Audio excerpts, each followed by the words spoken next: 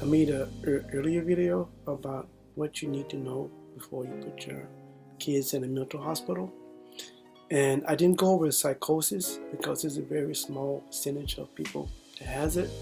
But people, they message me and they want to know a few things about it. So that's what I'm going to do right now. First, as a disclaimer, I am not a doctor. I am a registered nurse that specializes in mental health. So if you have any serious mental illness, health issues, you will have to consult your doctor and work with your doctor for the decisions and the route you need to go. Like I just said, psychosis is a very small percentage of the population, but we do have a population that has it.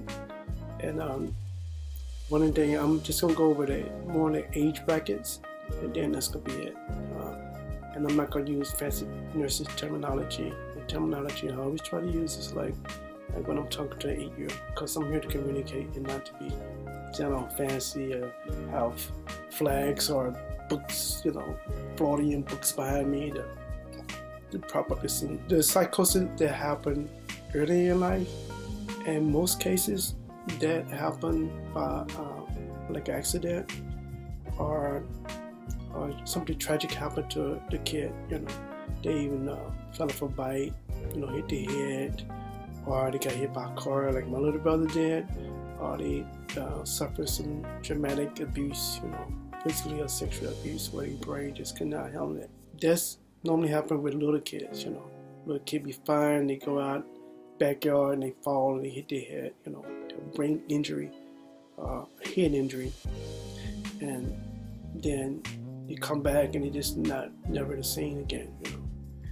They might get angry, or they might have triggers that you might not understand. And also they can cause psychosis too, because they have an injury to the brain. So it's more of an injury deal right there. And the other one is most kids, especially single kids with our brothers and sisters, or they may be alone a lot.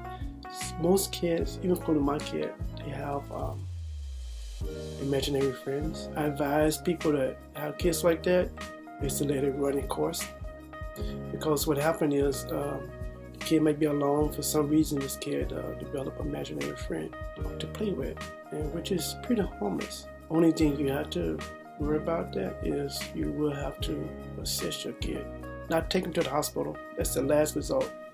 Always mental hospital is the last result. It's when you can't do anything. But you want to ask your kid one specific question, and that is, what is that imaginary friend saying to you? That's it. Then they tell you the answer, then you go about your business. You don't foster it at all. If the imaginary friend say, hey, go play with your mom, kiss your dad, love your little brother, then you have nothing to worry about. But if the imaginary friend say, take a knife and kill your little brother, or burn down the house, then it's a very serious deal.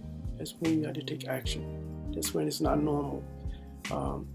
If the imaginary friend saying bad things to him, he or she, then that's not normal. You don't need your kid to get bad things coming into their brain non-stop. Kill yourself, kill others, do this, harmless, that's controlling their life. And the last one is for the imaginary friend deal is if the imaginary friend is nagging them, it's like a constant chatter, a constant nagging. When you see the kid alone, and the kid looks like they being bothered, like they hold their ears, or they can't stand all the talking. This is too much stimuli coming in. Then you might want to get help. But in most cases, imaginary friends are harmless. Just blow it off. Even if the imaginary friend says some amazing thing. For example, my daughter, she had an imaginary friend for a while. Before she had her little brother, I asked her the questions, right? And she said, I'm talking to a squirrel today. So, oh yeah, what did the squirrel say, honey? And she came to me, she said, the squirrel said, life is hard. Oh, life is hard. Okay, thank you, sweetie. Then when she left the room, I busted out laughing so hard because Life is hard. And how do a 3-year-old know that life is hard? We live pretty good. You're like, how does she know life is hard?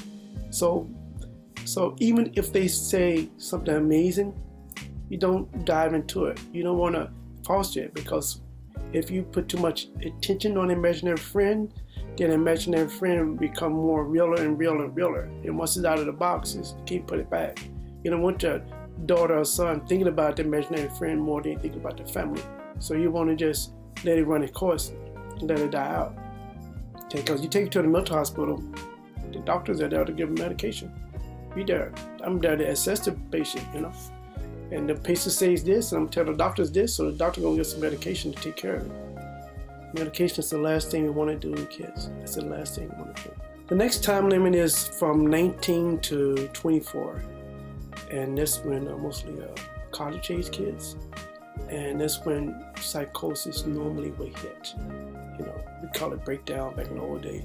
And that's also when kids start experimenting with drugs, illegal drugs, substance abuse. Our body made a substance, and they start adding other foreign man-made substance to their bodies, which is not good. It's my belief.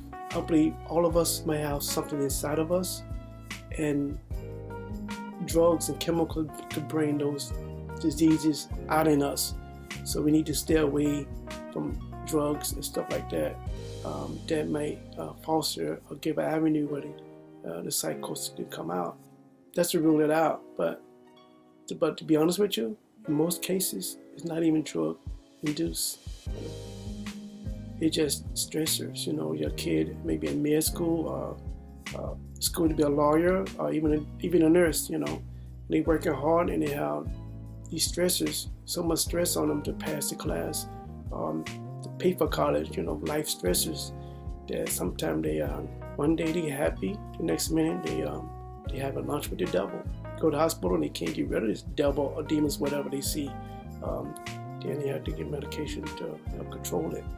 But even with medication, it can make your life livable. But medication leads to other medications and other medications, other side effects, we call discomfort. And if your kid or your loved one might not ever be right again, or what you call normal. 19 to 24 age, 25 is a very critical age, because you go from a childhood to adulthood. So you have to teach your loved ones, you have to find a way to relax.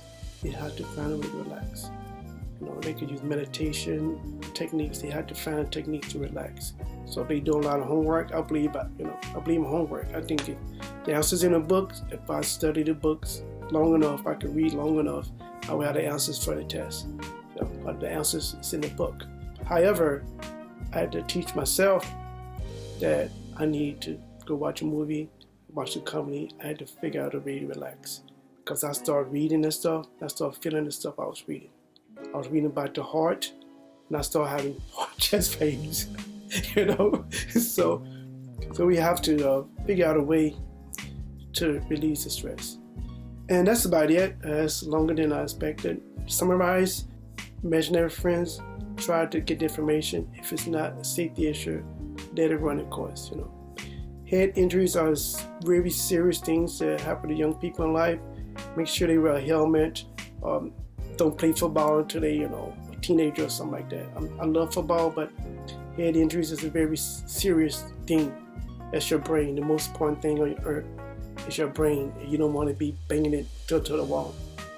Psychosis in your young adults, it may not be nothing you did wrong. It may be something that was going to happen anywhere you go. So don't blame yourself. Don't blame your kid, because a lot of times it's not something they did, not the substance they did. It's just the way it is. Like I say, I'm not going to go over medications, because if I go over medication with patients, they ask their doctor about the medication, then the doctor might not give them that medication, because you are the doctor customers. So the customer want this substance. Sometimes the doctor will give them this substance, even though it might not be good for them. And that's not the way it's supposed to be, but it's the way it is. Okay, goodbye for now.